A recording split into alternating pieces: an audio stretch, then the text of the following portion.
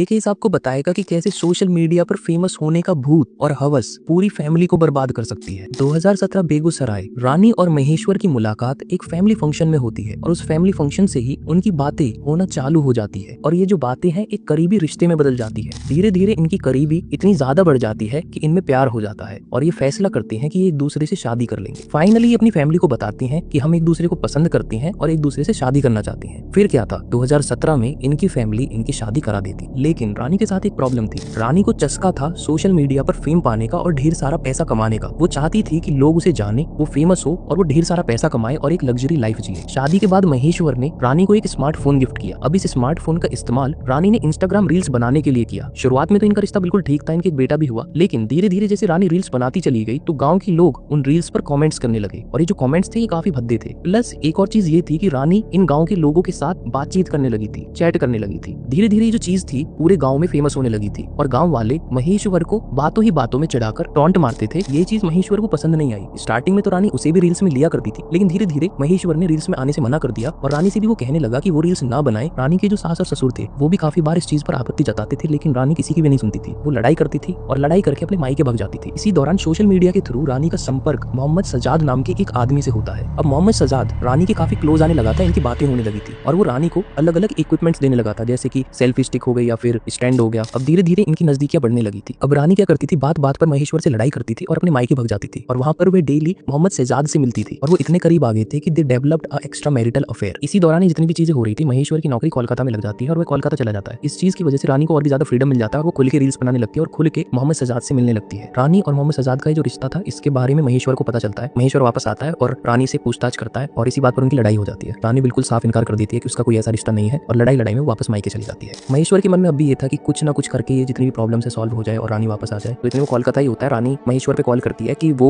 उससे मिलना चाहती है। महेश्वर को लगता है कि वो उसे मिलने के लिए बुला रही है और वो अपने बेटे से भी मिल पाएगा और चीजें हो सकता है इंप्रूव हो जाए और हो सकता है ये चीजें जितनी भी चीजें चल रही थी सॉल्व हो जाए। महेश्वर कोलकाता से सीधा रानी के घर पहुंचता है। जैसे ही वह रानी के घर पहुंचता है तो उसे वहां पर मोहम्मद सजाद रानी के साथ आपत्तिजनक स्थिति में मिलता है और इस चीज को देखकर महेश्वर काफी ज्यादा शौक में आ जाता है। रानी को लगा नहीं था कि महेश्वर इतनी जल्दी आ जाएगा, उसे लगा था कि उसे आने में टाइम लगेगा, बट महेश्वर कोइंसिडेंटली ऐसे वक्त पर आ जाता है। महेश्वर और मोहम्मद सजाद के बीच में तीखी बहस होती है और ये बहस हाथापाई में बदल जाती है। इसी दौरान रानी अपनी बहनों के साथ मिलकर और मोहम्मद सजाद के साथ मिलकर महेश्वर को मार देती है। महेश्वर का भाई जो कोलकाता में होता है वो महेश्वर के पास कॉल करता है ये पूछने के लिए कि वह ठीक सलामत पहुंच गया है या फिर नहीं, लेकिन महेश्वर का कॉल नहीं लगता है। इस चीज की वजह से महेश्वर के भाई को थोड़ी फिक्र होने लगती है और वह अपने पापा के पास कॉल करता है कि एक बार महेश्वर को देखा है। जैसे ही महेश्वर के पिता रानी के घर पर पहुंचते हैं तो वो देखते हैं कि रानी, उसकी बहनें प्लस मोहम्मद सज्जाद उनके बेटे को उठाकर कहीं पर लेकर जा रहे हैं और उनका बेटा खून से लथपथ था। इस चीज की वजह से काफी ज्यादा घबरा जाती है और पुलिस को कॉल करती है। पुलिस आती है, चारों को हिरासत में लिया जाता है और ये चारों अपना गुनाह कबूल कर लेते हैं।